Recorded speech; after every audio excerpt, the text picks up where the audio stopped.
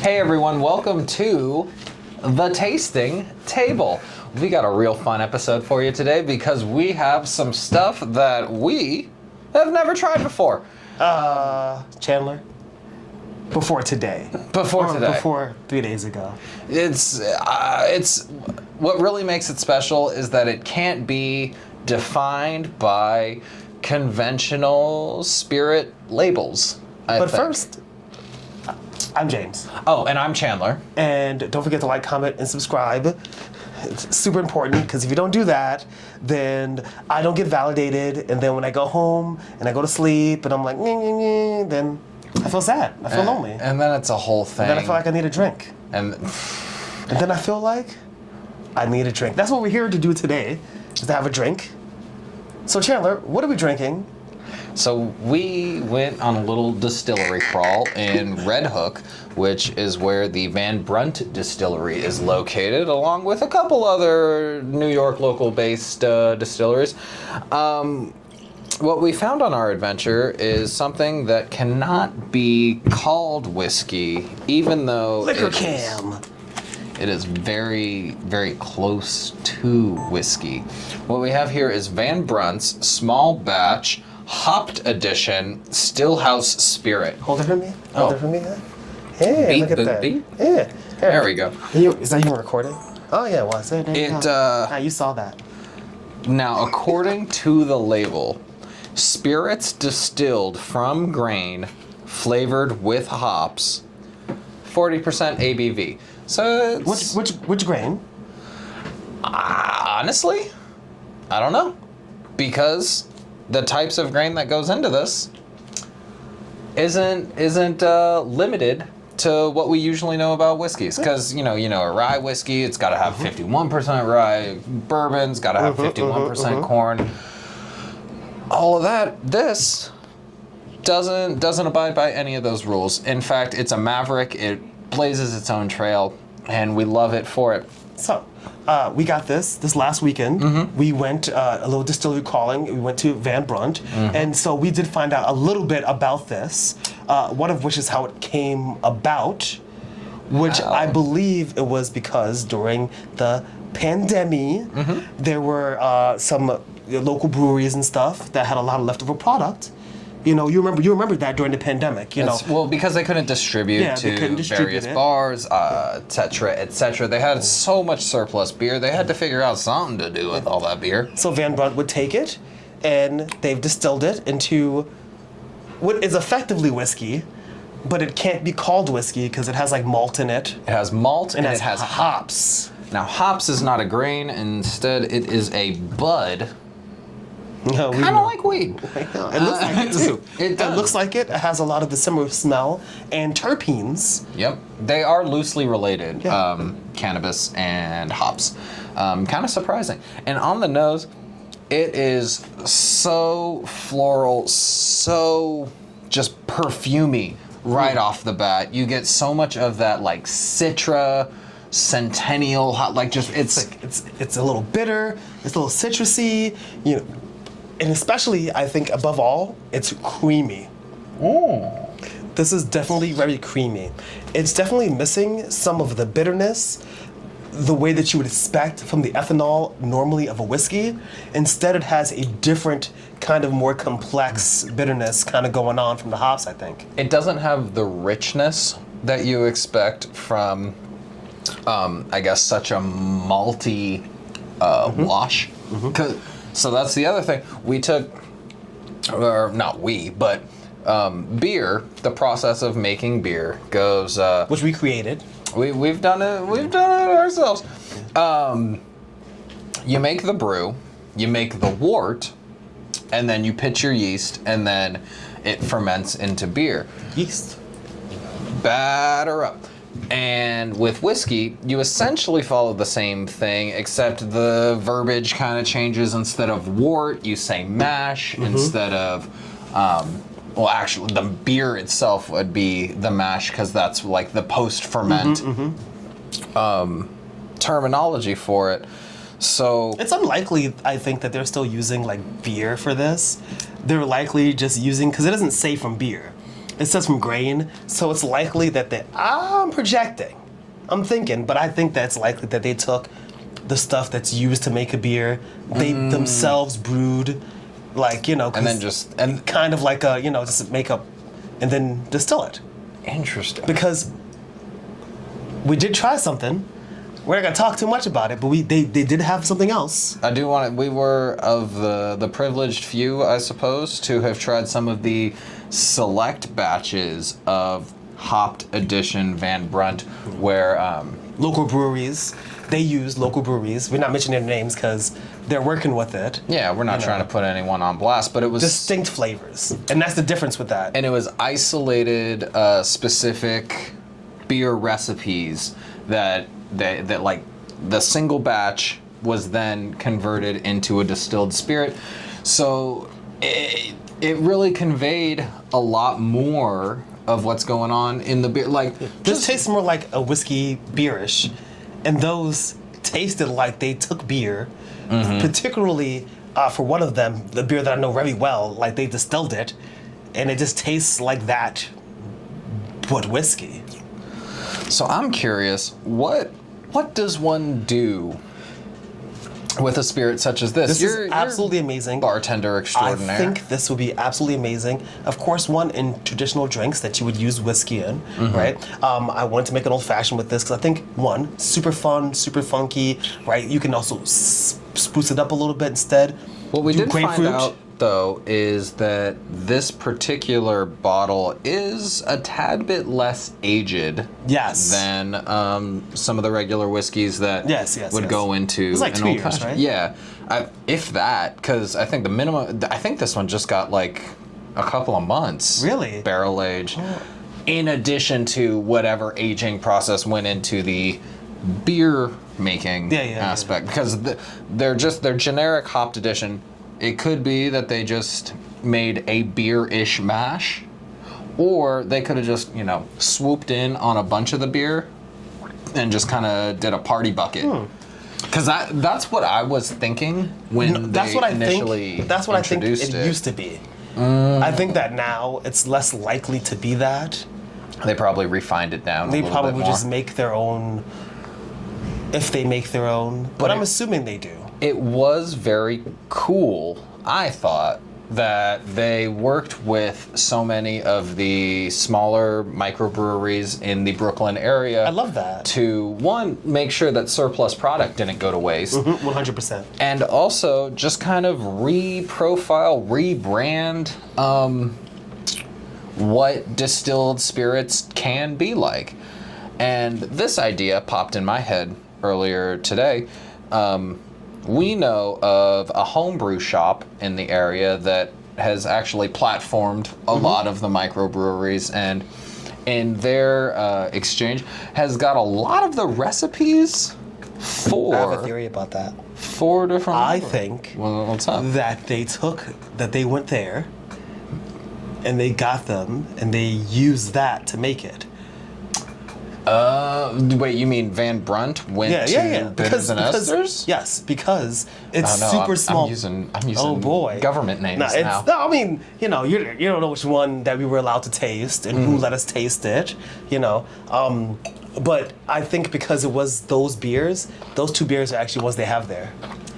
So I still don't believe that. yeah. So, but it's not bad. It's likely that in testing this and wanting to partnership with the breweries, they went, maybe bought a bunch, because that's what they do. In theory, someone who wanted to recreate something similar to this could go to a homebrew shop and make a variety of different local Brooklyn beers. And then if they wanted to then distill that, not for sale, of course, and also probably not for Here's a public question. consumption. Before we rate these, right? Before we rate these and wrap up, I have a question for you though. Hit me. Right? Which is, do you think that in order to make this, you have to make the beer, ferment the beer, and then distill it? Or can you just use the grains? Because So are you thinking you use the grains and then add the hops afterwards? I think you can could make hop Doring, I guess, right? you can make something similar, and there's another whiskey, like kind of a craft whiskey place. I want to say like Corsair.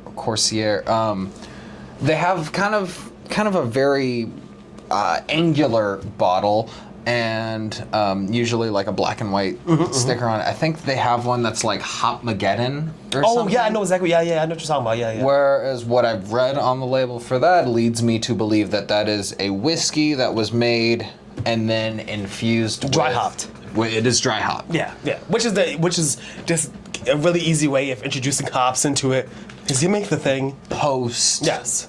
distillation, post fermentation. Because in beer, during the steps, even if you're not putting a really hoppy beer, you still introduce hops. You gotta have a little you bit know, of hops. in the beginning, in the middle. You But gotta keep the hops up. the post-hop process, the dry hopping process. But I think in order to get the depth of flavor and the complexity of the different hops, I kind of think that this is one that you have to brew. You have to brew the whole beer first with the hops and everything, distill it down, and say, that's something interesting. It's something. It's not new, because we know that like essentially a whiskey mash. I mean,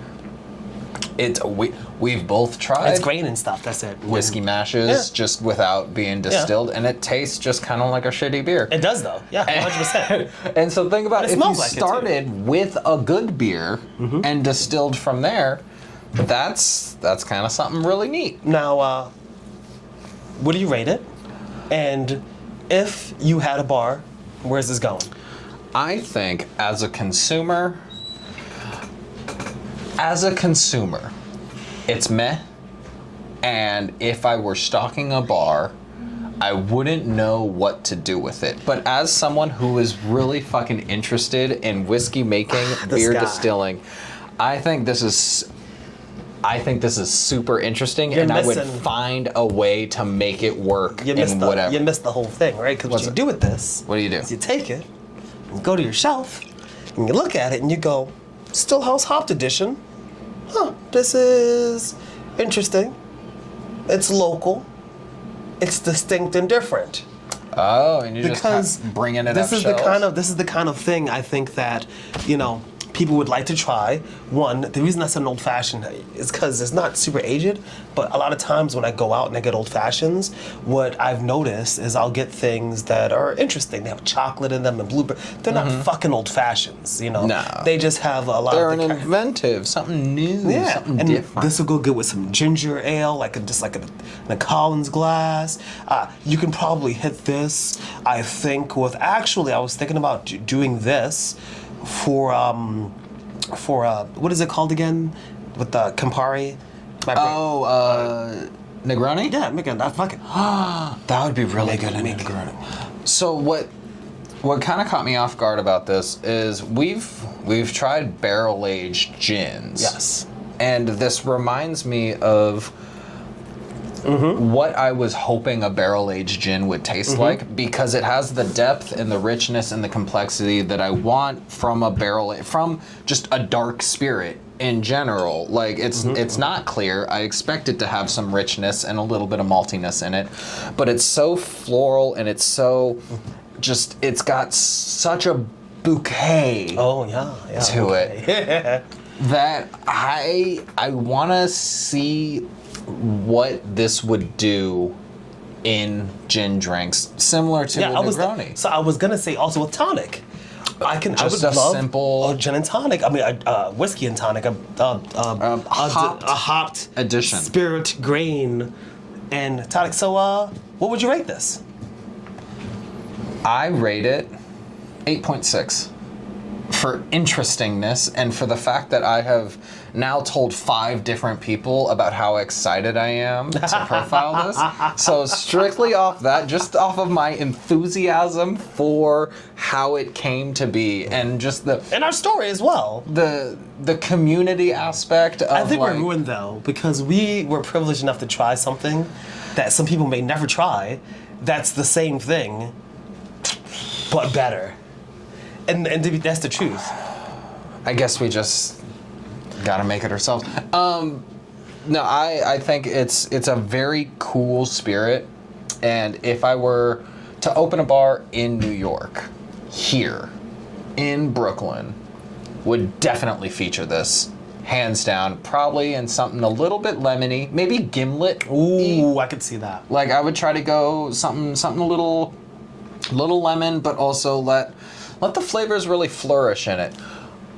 I also think it would be interesting to pair with a little bit more simple Amaro, like not one of the like the Campari, not something that's so complex like the Nonino or like Fernet. I feel like those might be a little too discordant. That's why I want to do like a Negroni with this, man. I think that this will contribute to that pretty good. What was that? You said an 8.9, 8.5, 8.6. 8.6. That's a pretty good rating. That's how enthusiastic I am about it. What about you? What's your deduction? I give it 7.9. The reason is because I think it's very interesting, and I think the interest definitely carries it. But and having had something more craft from the same brewery with the same concept that I thought was more distinct, while most people unfortunately may not ever try that, I think that showed me what this could be. And in this tastes like beer grain used to make a distilled spirit, like a whiskey, whereas the other ones tasted of the beer. But 7.9 is a high score. This is a pretty high score. For its interestingness, for its also simplicity, for how smooth it is. Very drinkable. If I could say anything to Van Brunt Distillery directly, this was a brilliant idea. Make more specialized. Like really make it very niche. You could do like 375 bottles, like the little pint bottles, but have very specific, like from whatever brewery, whatever blend. I love that. And I think this would be one way to really kind of cauterize the distilling, brewing community and just the consumer. And I think that would fit well with their whole thing with the Empire Rye Association, which we're not going to talk about now. We'll get into that. But I feel like if you like, comment, and subscribe, you might learn about Empire Rise. You got anything else for the people, Chandler? I think that's going to be my final thoughts and feelings and opinions. Check out Van Brunt. They have a collection of very different, very unique, New York specific. And I'm pretending. Oh, like you're doing the ending music? Because I feel like without the music, we're not like. We just don't know how to close. Without music, I just have no rhythm and how to end this. Yeah, like, comment, subscribe. Thanks for joining us at the tasting table. We're going to be tasting a lot more this upcoming tastings. Tasting soon, and drinking's not recommended, but it's required. It's required.